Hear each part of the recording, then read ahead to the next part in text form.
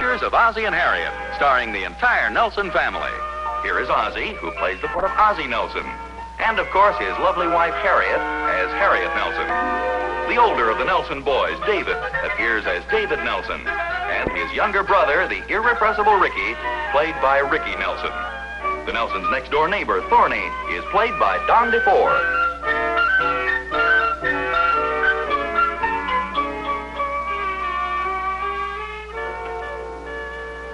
Man is a confused animal.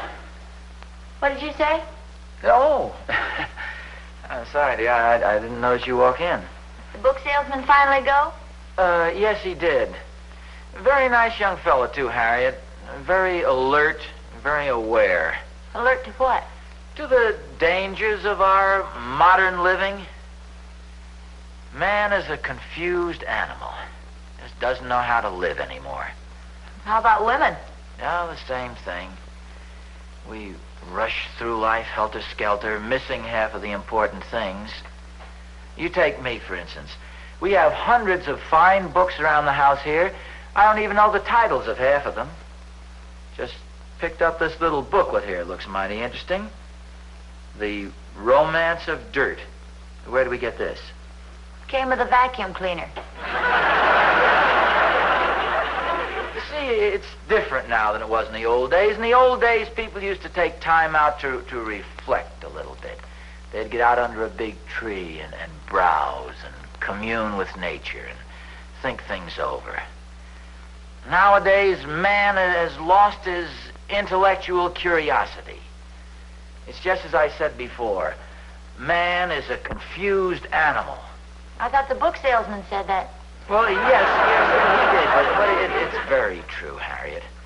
You take even in reading, for instance, the kids of nowadays. What chance do they get to become acquainted with really good literature?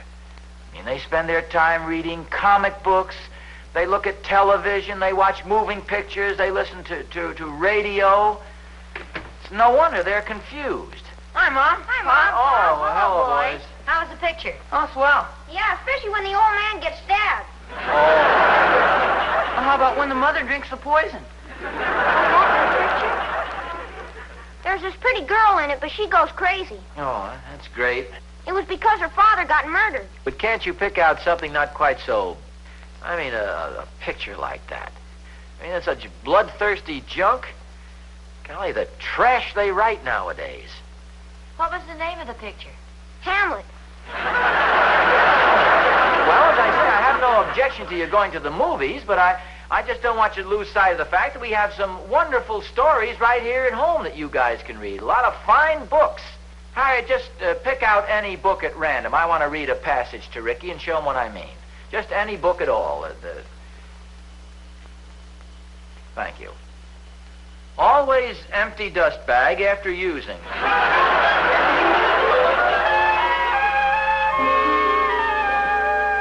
Hi, Thorny. Oh, hi, Oz.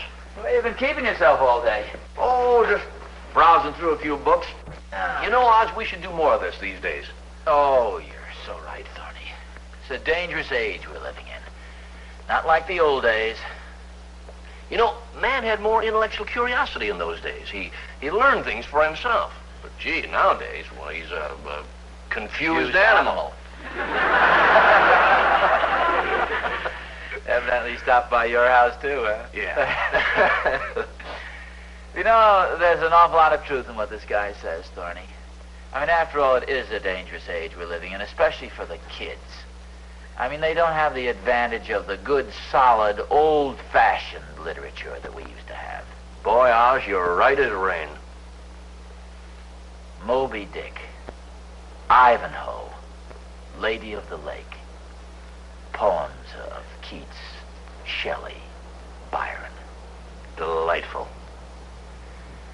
And nowadays the kids have comic books, they have television, they have radio, all those things to keep their minds off the good, solid, old-fashioned stuff. I remember when I was a kid, I used to lie in bed with that flashlight under the blanket. Oh, the hours I spent reading Treasure Island. Oh, really, Oz? Gee, that was my favorite book. No kidding. Yeah, the Rover Boys at Treasure Island. talking about the old classic, Robert Louis Stevenson's Treasure Island. Oh. Besides, the Rover Boys never went to Treasure Island. Well, no, wait a minute, Oz. You're wrong there. The father got lost there, remember? He was looking for the treasure and... No, Thorny. I've read every Rover Boy book. You've got it confused with Africa. Don't you remember? And besides, it wasn't the father. It was Uncle Randolph. And don't you remember the old sea captain had this mysterious map? Oh, wait a minute, Oz. You're getting all mixed up. Uncle Randolph was back in New York State putting the squeeze on Josiah Crabtree after the squabble about Sam Baxter. Sam Baxter was Dan Baxter, the son of Arnold Baxter, the town scoundrel. Okay, Sam. What's the difference? Anyway, it was Arnold who gummed up the Treasure Island expedition. Thorny, it wasn't Treasure Island, it was Africa. And besides, Arnold happened to be in jail at the time. Jail? Now listen to me, will you? He was doing a 6-month stretch because he tried to boil Dick, the fun-loving rover, in hot tar. It was one of my favorite chapters. Fun-loving Dick? Oh, Oz. Now, that goes to show you how much you know about it. Sam was a fun-loving rover. Dick was the elder rover, engaged to the widow Stanhope's beautiful daughter, Dora. Well, you may be right there. But the Rover Boys never went to Treasure Island. You've got it confused with their expedition to Africa. Treasure Island. Africa. Treasure Island. Africa. Treasure Africa. Island.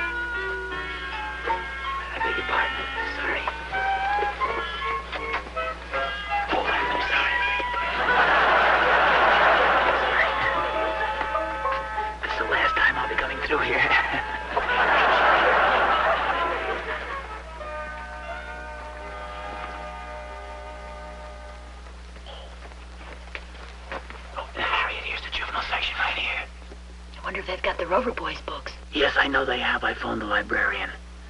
Under an assumed name, of course. Rover Boys on land and sea. Rover Boys in Mexico. The Rover Boys at Treasure Island. Where? You know. If you see the Rover Boys in Africa, let me know.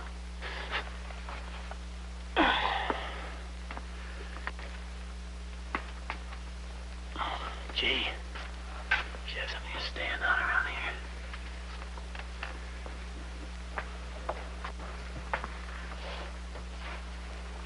Yeah, this ought to do it.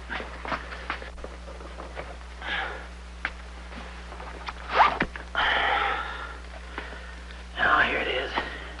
Here, give it to me. I'll have the librarian check it out. Okay. And meanwhile, I'll take back this 250-pound encyclopedia, whatever it is.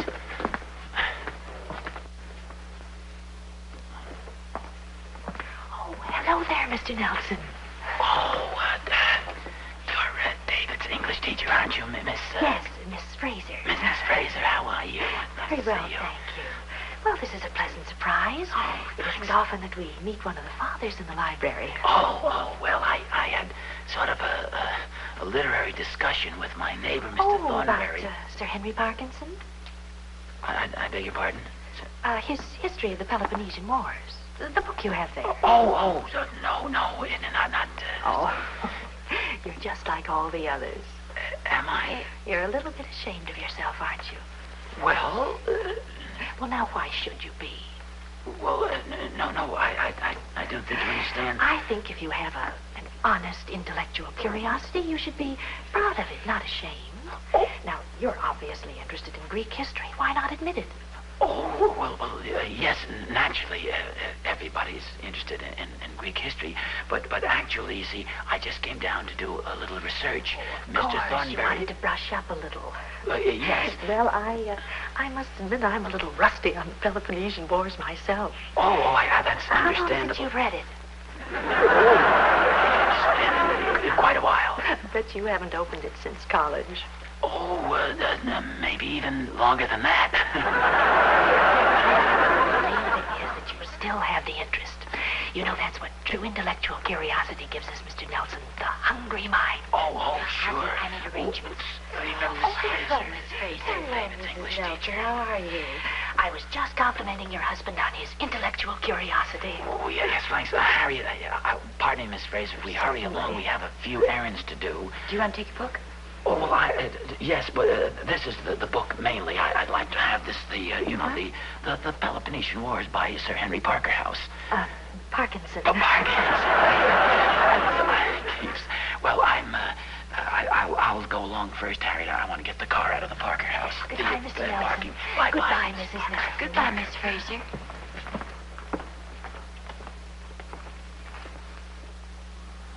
There's no doubt about it. Man is a confused animal.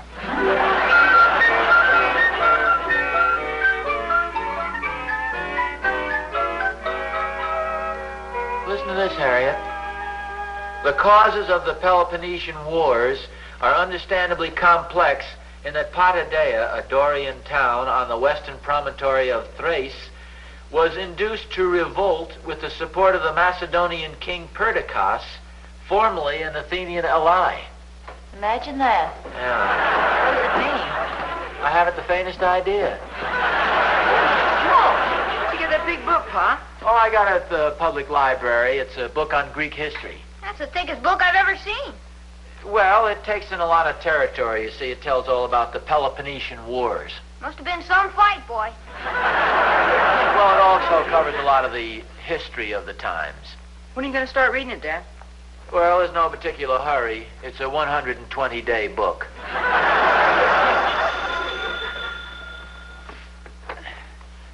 Hello? Mr. Nelson, Yes? this is Miss Fraser. Oh, hello, Miss Fraser. What's on your mind?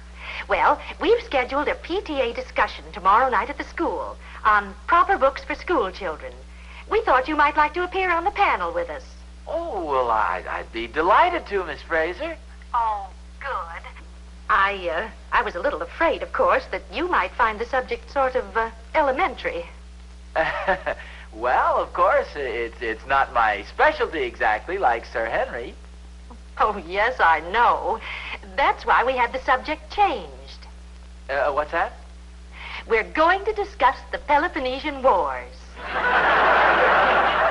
I don't think I got that quite clearly. I said we're going to discuss the Peloponnesian Wars. When I told the committee that you were especially interested in Greek history, they simply wouldn't hear of anything else. Oh, well, Miss Fraser, this might be a good time to let you in on a little sort of a joke. Oh, no. Mr. Nelson, you can't get out of it. We're depending on you. With your vast knowledge of the subject, it's going to be an exciting evening. Yeah, especially when you throw me out of the auditorium. We won't feel too bad if you outshine us. No, you don't understand. I understand that modesty must be overcome by firmness. We'll expect you at the school tomorrow night at 8:30. Goodbye, Mr. Nelson. But... What's the matter, dear? You look like you've been hit by a rock. Where are you going? I think I'll go up to my room and have a good cry.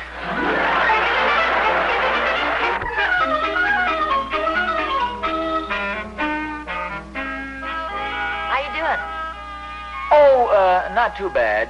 It goes a little slowly at first, but then after you get warmed up to it, it speeds right along. You know, it's funny, more people aren't interested in this sort of thing. What do you mean? Well, I noticed the last time this book was borrowed was December 10th, 1910. What page are you on? Page 8. Only page 8? Well, tomorrow night is the discussion. How you doing, Dad? Oh, pretty good, David. I'm on page 8. Gee, you sure are a fast reader, Pop. Well, there's a lot of meat in this stuff when you get to the interesting part. Here, listen to this. Reads almost like modern fiction. After Herodotus had resided for some 7 or 8 years in Samos, events occurred in his native city which induced him to return thither. The tyranny of Lygidamus had gone from bad to worse, and at last he was expelled. You know, now, stuff like that, you just can't put the book down. Heck, I can't even pick it up. It's still wonderful reading. Listen to this. The city of Epidamnus stands at the right of the entrance of the Ionic Gulf. I'll get it, Mom. I'll go with you. Harriet, where are you going? Dad, wait for me. No, Ricky, come here a second. Heck, I don't want to hear any more either, Pop. Now, it won't hurt you to listen to some of this. 12 miles away was a colony of Corcyra, founded by Phallius, son of Eratocleides, who had been summoned for the purpose from the mother country. Pop, Yes? don't you think it's about time for me to go to bed? If you just listen carefully, you might find this very interesting. Careful, out of the way, Ricky. What the heck is that, Harriet? The man from the library just brought that in a jeep. What is it? The History of the Peloponnesian Wars by Sir Henry Parkinson. But that's the book I've got right here. No, dear, you've got volume 1. This is volume 2. Oh, well, Harriet, you shouldn't have carried that big, heavy book all by yourself. You should have let David help you. David, he's got his hands full with volumes 3 and 4.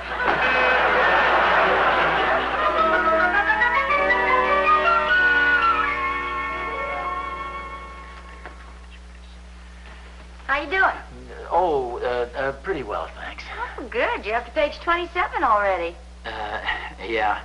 I got kind of a break, though. I just ran into 15 pages of maps.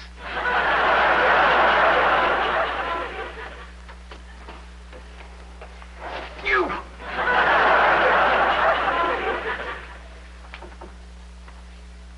So the Spartans sent to Athens no formal declaration of war, but rather sought to create some specious casus belli. Harriet, would you mind answering the doorbell, please? Intending to inflame the existing hostilities against Pericles in Athens by implicating him in the curse Hi, Thorny. murder. Harriet, Dr. Thornberry, please. Ozzie, it's Thorny. Where's my colleague, my fellow scholar? Oh, I'm here in the dining room, Thorny. Greetings, Professor. What are you doing over here this hour of the night? Never let it be said Thornberry didn't come prepared. We got to bone up, Oz, burn the midnight oil. Well, what do you got here? What have I got here? Well, now, that's a fine question to ask after you wrote me in on the discussion. I cleaned the entire shelf of the library, Oz. All 8 copies. 8 copies of what? Well, the Rover Boys. The Rover Boys? Oh, sure. Miss Fraser called me and asked if I'd like to join in. Well, you mean to say the discussion is about the Rover Boys? Harriet, for goodness sakes. Here I'm studying this whole big Peloponnesian... Thorny, do you remember exactly what Miss Fraser said to you on the phone? Why, certainly. But she said Oz was conducting a discussion on the Rover Boys and She would I like... said Rover Boys? Well, maybe she didn't exactly say Rover Boys, but she said the book I was discussing with Mr. Nelson this afternoon. Now, what else could it be? Thorny, sit down for a moment. What's the matter? You tell him, dear. I'll make some fresh coffee. Thorny, my fine old gray-headed friend. I don't have gray hairs. You will. Just what do you know about the Peloponnesian Wars? I have the layman's knowledge. Absolutely nothing. What's this got to do with the Rover Boys?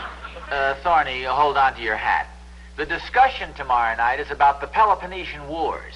Oh, now, wait a minute, Oz. How can anybody say Peloponnesian into one phone and have it come out the other phone, Rover Boys? But relax, will you? You're getting panicky.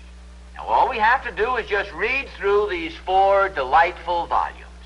So just lean back, take your coat off, and let's get to work. The eye drops are right over there on the buffet.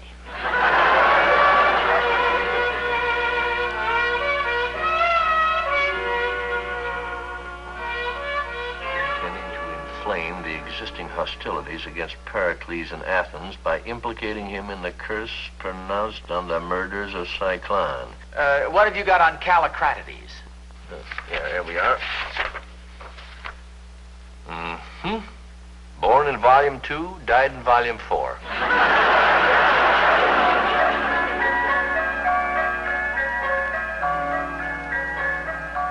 And took another road into the plains of Argus. Oz, that's absolutely right. How do you like that? How you doing, fellas? Oh, hiya, Harriet. Ask us anything reasonable about the Peloponnesian Wars and we'll give you an answer, just like that. Any reasonable question. Go ahead, ask us one. Okay, who won?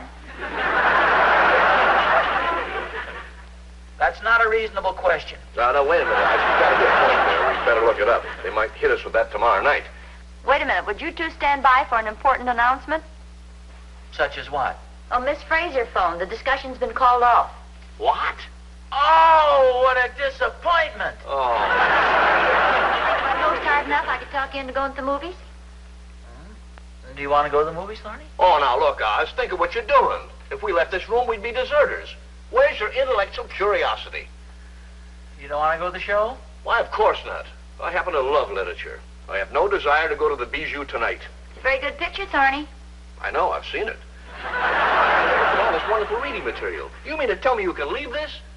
Think of all the adventure that lies between these covers. Harriet, Thorny is absolutely right.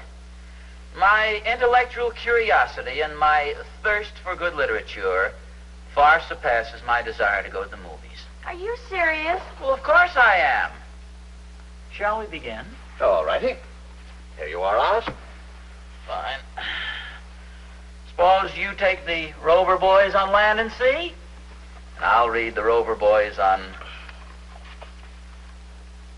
Treasure Island.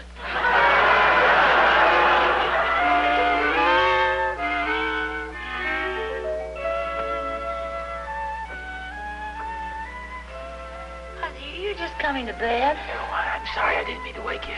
Go back to sleep there. What time is it? No, it's pretty late. Darn Thorny, I couldn't get him to go home. Oh, look at the clock. It's 4:45.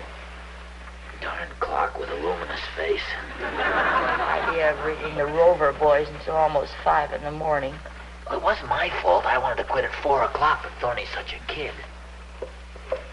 Oh, we settled the argument as to which one is the fun-loving Rover. Well, please tell me so I can go to sleep with a clear mind. Well, see, Thorny said Sam, and I said Dick. And Thorny was wrong. It was Tom. Hello? Hi, Oz. Thorny, what do you want? Well, I'm having a little trouble. Will you put Harriet on? I want her to explain something to Catherine. Well, what's the matter?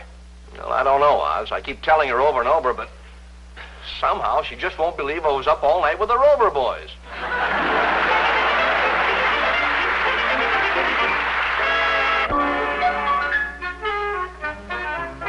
Oh, Harriet, look what just arrived by special messenger. The story of Aristotle. Well, nice. And look at the card that came with it. Wishing you a speedy recovery, Miss Fraser. Yeah, where'd she get the idea I was sick? I can't imagine. Well, another thing that I just happened to think of, I don't remember hearing the phone ring when she called last night. Did you hear any dialing? No? That's good. Now, wait a minute. Harriet, did you by any chance phone Miss Fraser last night and tell her I was sick? Well, I had to do something. Your intellectual curiosity wouldn't have let you stop with the Peloponnesian Wars. You'd have just gone on, and pretty soon you'd have been so smart I couldn't be happy with you. Just what do you mean by that? Oh, there's some things I like to do. If you grow any smarter than you already are, I won't be able to do those things. What kind of things? Oh, little things. Like making phone calls and not having you catch on until the next day.